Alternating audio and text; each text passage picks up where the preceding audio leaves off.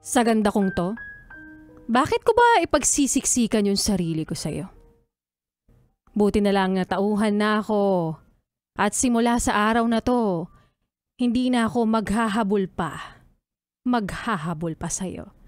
Heto na, ang Laika Barista Moments natin na pinamagatang simula sa araw na to.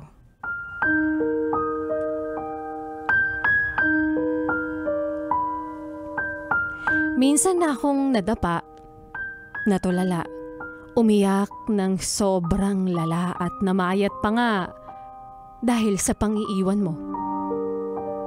Muntik na ring mawalan ng trabaho dahil masyado kong dinamdam yung ginawa mo.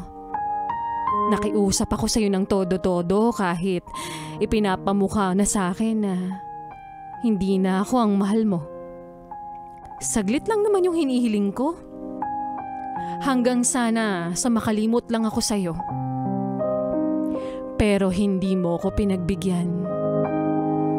Pero buti na lang, nandyan yung mga kaibigan na hindi ako pinababayaan at lagi akong sinasamahan. Mahal pa kita. Pero hindi na aabot sa puntong hahabulin kita. Mahal pa kita pero hindi na sa'yo magpapakatanga dahil natuto na ako.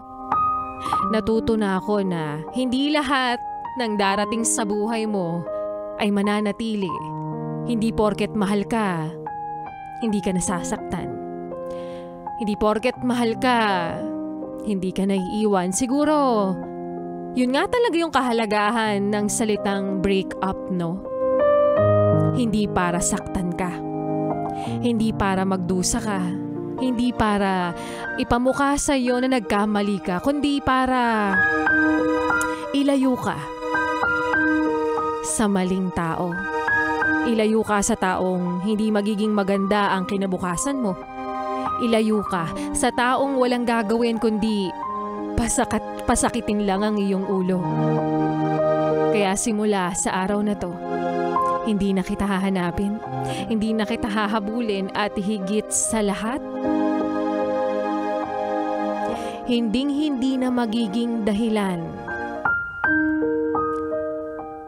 ng mga mugtukong mata. Dahil simula sa araw na to, hindi na kita iiyakan.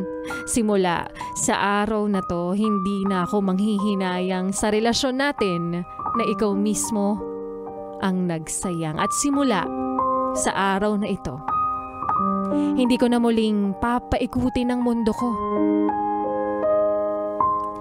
na minsang pinahinto mo.